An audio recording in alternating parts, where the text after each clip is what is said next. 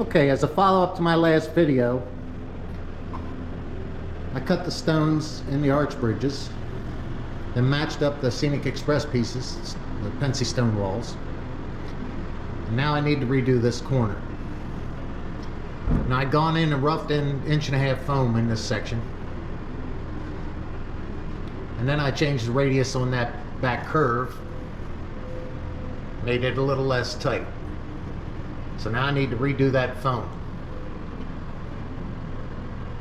The backstory is that the railroad would have come through, and then when the business came in, which will be here, they cut more of the hillside out after the stone wall had built.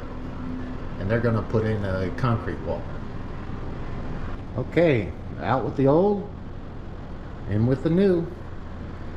Now this is one of the reasons I really like using Gorilla Glue for the foam.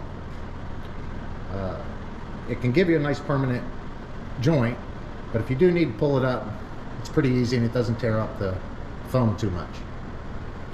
So we start building. Good morning, it's a bright new day in Tennessee. This is day 2 of the retaining wall project. As you can see, I've roughed out these foam forms. It's 3 inches wide in front of the tracks.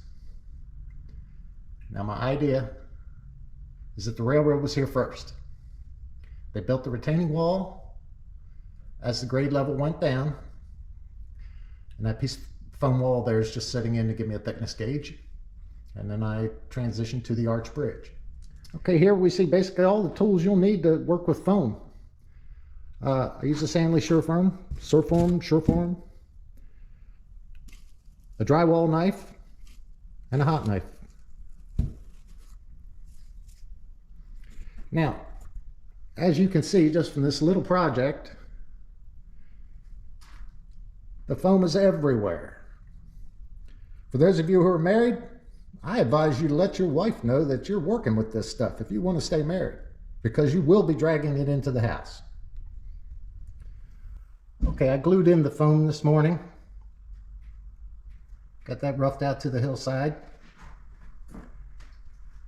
When that glue dried, I came back and started cutting the stone walls, sanded them down to match my cuttings in the arch bridges. Squared that up, and I've got the first 2 pieces glued in now. Okay, it's bright and early, day 3, maybe day 4, not sure, on this project. I've gotten the rest of the retaining wall in.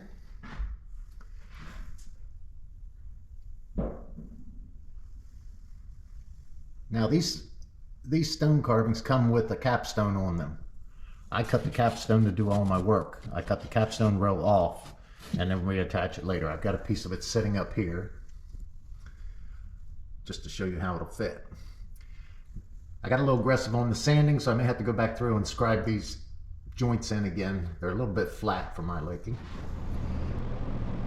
Good morning, this is Mike. It's 2 days later.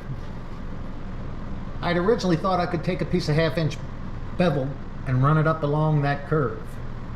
But when I fit that in there, I quickly realized that that would be a curved top concrete wall, and nobody builds them that way. They build them in steps. So I went back and cut a bunch of 1/2 inch by 1/2 inch pieces, which would be 2 foot. And I had to fit them on the top of the existing wall there to fit the groundwork. Remember, I said I was going to fill in between the 2 walls with riprap. So this is where I stand this morning. I'm going to lift the whole section of groundwork out here with styrofoam.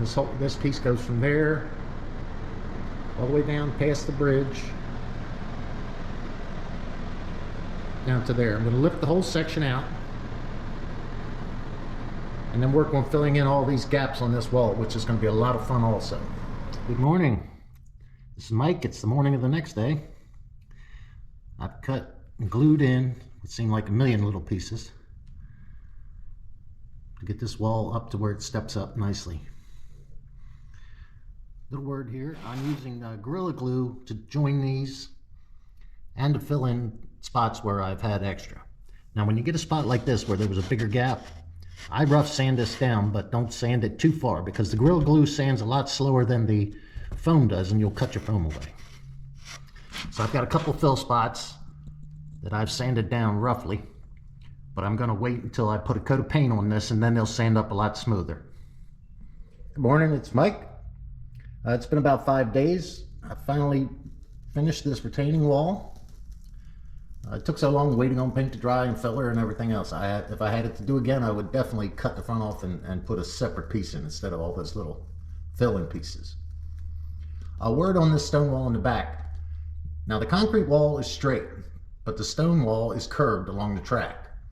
To curve the foam, okay, it's an old drywall trick. On an inside curve on drywall, you scribe down the back edge and you can make your curves around. The same way with this stone. So the stone's in, the concrete retaining wall's in. We come across, and we have the piece I've carved as the connecting piece. That'll be the half round filler piece, and we go across to the stone arch bridge. Okay, it's been a long time. I had to wait on more glue and everything else, waiting for glue to dry, and I had about 5 coats of paint before I finally filled in all the cracks and crevices on this retaining wall. I've got a coat of primer on everything. You can see how it mates up with the stone wall behind it, which leads to the bridge. I've gotten the curved pillars cut. They're in there now. I've gotten the capstones on this. Coming down, I got my last 2 pieces of the stone wall in. Only one's attached right now because I'm going to have to take this out when I get more and cut these grooves to get it all to fit together. Okay, we're going to touch on safety a little bit. I know that's not the favorite topic for most. I told you I was using Gorilla Glue. Now I went back and read the label on this yesterday. This contains isocyanates, okay? I worked in paint for GM and then helped start up the paint shop at Saturn in Tennessee. And this was some of the isocyanates were some of the worst things we dealt with. We had these in a separate room. We had to wear self-contained breathing apparatus, basically a scuba gear for above ground. And this stuff was nasty. I had a friend, had a line break, he got it on him and lost 15% of his lung function overnight. Read the directions. You can become allergic to pretty much everything in modern society if you become allergic to isocyanates. All right, that said, I keep getting Gorilla Glue in, and it's very thick. Now what I've done, I needed to find something that would thin this stuff out so I could use it better. It was wearing me out just getting it out of the bottle. Now I came up with acetone. Acetone works pretty good for thinning this stuff out. Once again, another safety deal. Acetone, nasty stuff. I think this is on the cancer list, and they're trying to get rid of a lot of these ketones. MIBK is your old model cement.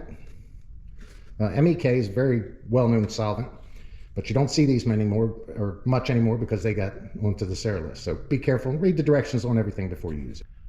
Okay, we're going to wrap this one up for now. I'm pretty burnt out on carving rocks, so we're going to move on to something else for a while and come back to those later. As I mentioned, I buy these, the stone wall sections from Scenic Express. They have 15% off sales a lot of times, so keep an eye out for that if you're dealing with them. No, I don't receive anything from any of these companies.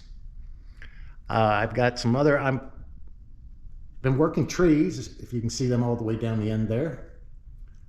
Using super trees and making up trees for large trees for O-scale. I may do a video on those. But I think my next project's going to be coming around to this mess of a city. See if we can get this knocked into shape. So that's all for now. Thanks for watching.